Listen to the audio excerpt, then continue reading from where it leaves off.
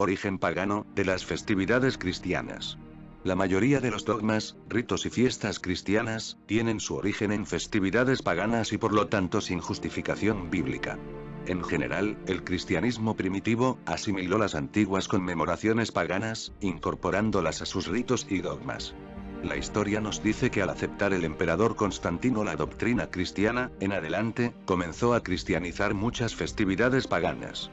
Es importante hacer referencia del mitraísmo, una de las más importantes religiones del Imperio Romano, que representa el culto a Mitra, antigua divinidad persa de la luz y la cordura. En el Avesta, los textos sagrados del zoroastrismo, de los antiguos persas, Mitra aparece como el principal yazata, del Avestan, benefactor o buen espíritu y gobernante del mundo. Se decía que había matado al toro divino, de cuyo cuerpo muerto surgieron todas las plantas y animales beneficiosos para la humanidad.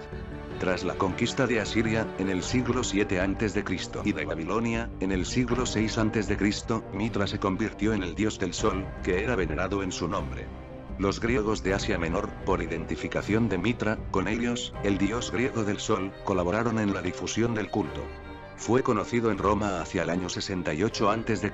gracias a la devoción que le profesaban los piratas cilicios capturados por el general romano Pompeyo el Grande, y en los primeros años del imperio su culto se extendió con gran rapidez por todas las provincias romanas.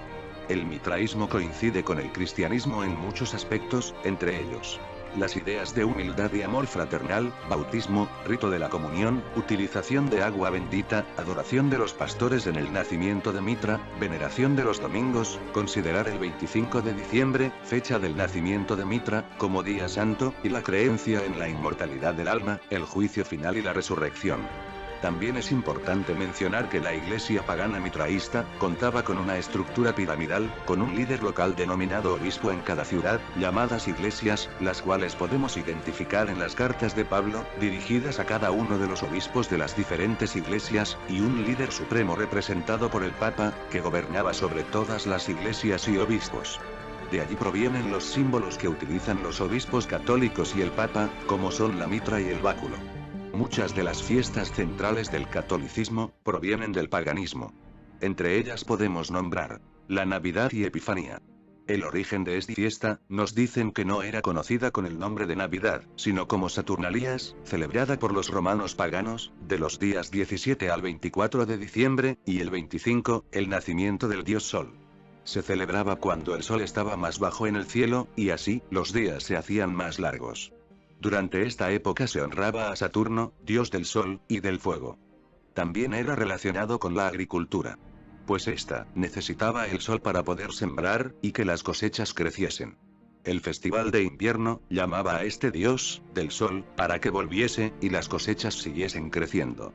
Los romanos celebraban la Saturnalia, que no era más que un festival que representaba el solsticio de invierno.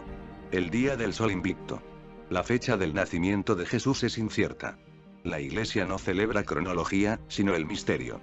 Se fijó la fecha de su celebración el día 25 de diciembre por las siguientes razones. El emperador romano Aurelio estableció que el día 25 de diciembre se celebrara la fiesta de la Natividad del Sol Invicto.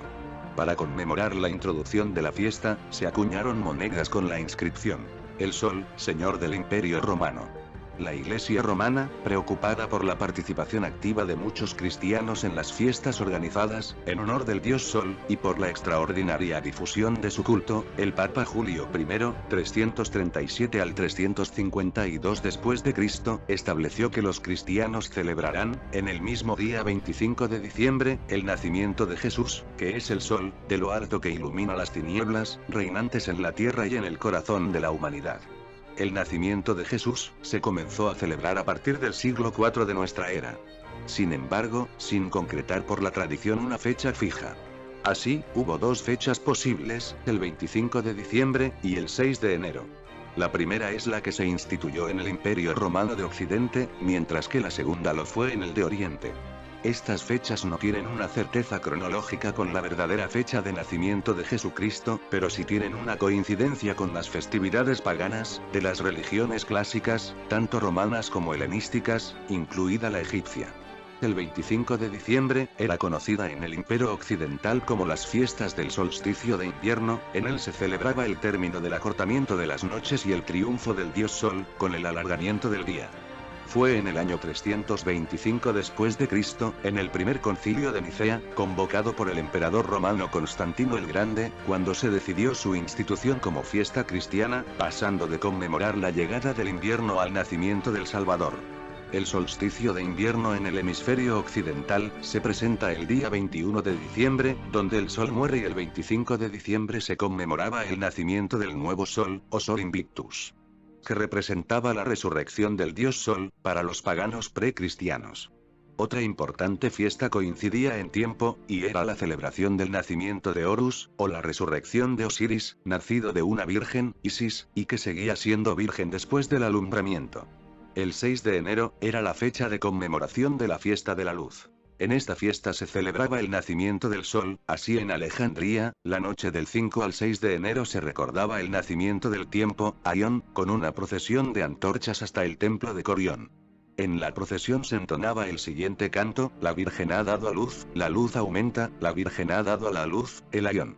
Este culto pasa a la cultura griega, y es ritualizado en todo el imperio heleno. En cuanto a su cristianización, en el Imperio de Oriente, como en la actualidad, en la religión ortodoxa griega, se celebra el nacimiento de Jesús, mientras que en Occidente se instituye la Epifanía, o fiesta de visitación de los reyes de Oriente, San Juan Bautista, y el rito del bautismo.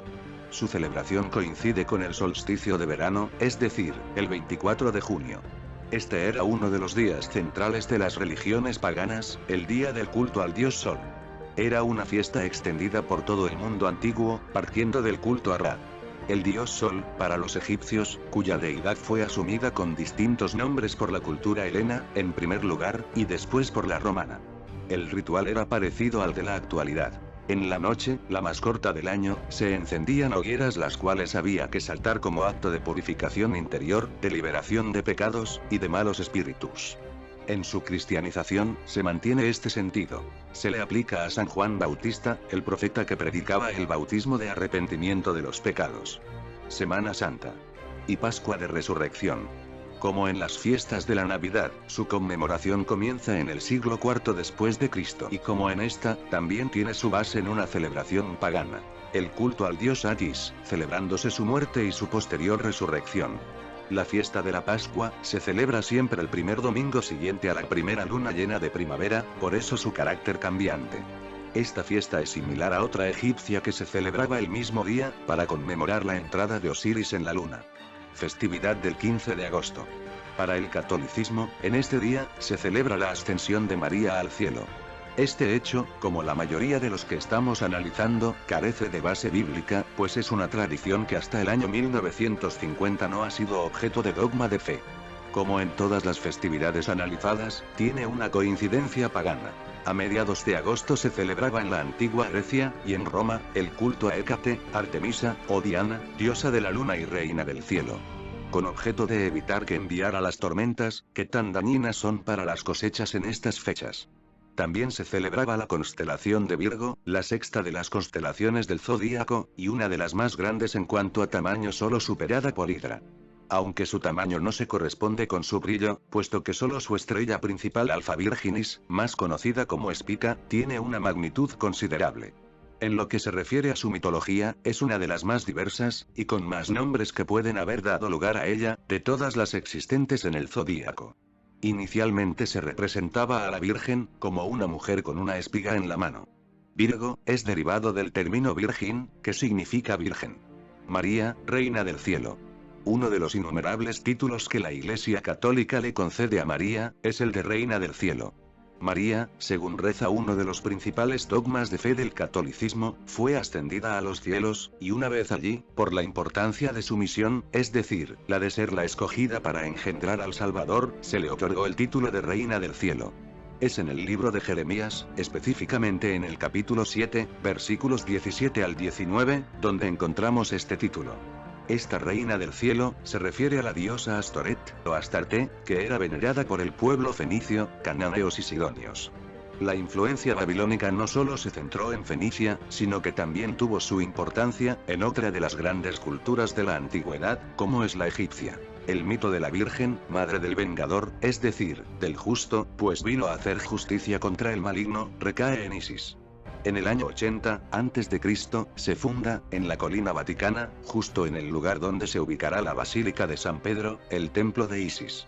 Sus creencias encajaron en la sociedad clásica, y junto con la griega Artemisa, y la romana Diana, con un ámbito doctrinal parecido, fueron adoradas por multitud de fieles. Hay que resaltar que fue su culto, por Justiniano en el año 535 después de Cristo, el último abolido de la religión pagana. En la faceta de reina del cielo, se la representaba posada en una luna creciente, con 12 estrellas, en forma de corona sobre su cabeza. Esta es una de las formas habituales de representar a la Virgen María, como reina del cielo. María, madre de Dios. Las diosas Semíramis, Astarte, e Isis tienen en común que son las madres de un hijo, engendrado de forma sobrenatural permaneciendo vírgenes, después de su alumbramiento. Estas doctrinas influyeron en Grecia y Roma, adoptando sus creencias y pasando a denominarse Afrodita Venus. Y sus hijos Eros y Cupido.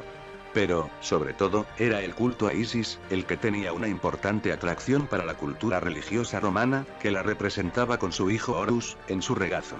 En el proceso de cristianización de la sociedad romana, existen numerosas crónicas, que nos hablan de cómo el pueblo romano, ya cristianizado, no abandonaba el culto a la Madre de Dios. En la ciudad de Éfeso, existía el mayor templo de la antigüedad, dedicado a Artemisa o Diana, una de las 7 maravillas del mundo antiguo. Artemisa tenía en esta ciudad, el centro de su adoración. En esta diosa confluyen también las mismas bases doctrinales con Astarte, reina del cielo. Fue precisamente en Éfeso, en el año 431 después de Cristo, que se celebró un concilio en el que se instituyó, como dogma de fe, el papel de María, como Madre de Dios. El título que se le establece es el de Teotokos, que precisamente es el que disfrutaban las diosas Artemisa e Isis, pero con la diferencia de que eran la madre de los dioses. Festividades locales. En todas las localidades, ya sean europeas como americanas, encontraremos fiestas locales siempre celebradas en nombre de una advocación mariana, o de un santo patrón de dicha localidad. Esta tradición tiene su trasfondo pagano, puesto que antes de la entrada de la fe cristiana, como religión oficial, las localidades tenían una deidad, patrona, que les infundiera protección, y por supuesto, tenían sus fiestas conmemorativas. Así, como la mayoría de las festividades, fue cristianizada, eliminando la protección de una deidad pagana, transfiriéndola a un santo, o a la Virgen María, en alguna de sus numerosas advocaciones. Fiesta de todos los santos y difuntos. La víspera del 1 de noviembre coincidía con una festividad pagana celta, la del Samhain. Fiesta que marcaba el final del verano, y de las cosechas, para pasar a los días de frío, y de oscuridad. En esa noche se creía que el dios de la muerte, hacía volver a los muertos, permitiendo comunicarse así con sus antepasados. También esta práctica era habitual en el pueblo romano, pues el 21 de febrero celebraban la fiesta de Feralia, ayudando con sus oraciones a la paz y el descanso de sus difuntos. En la tradición católica esta festividad se inicia cuando el Papa Bonifacio IV, el 13 de mayo del año 609, consagró el Panteón de Agripa, al culto de la Virgen y los mártires, comenzando así, una fiesta para conmemorar a esos santos anónimos, desconocidos por la mayoría de la cristiandad, pero que por su fe y obras, son dignos de reconocimiento por toda la humanidad. Es el Papa Gregorio III, 731 al 741 después de Cristo, el que cambia la fecha del 13 de mayo a la del 1 de noviembre. El porqué, ya lo conocemos, asegurarse así la conversión, a cualquier precio, de estos pueblos, adoptando así prácticas paganas.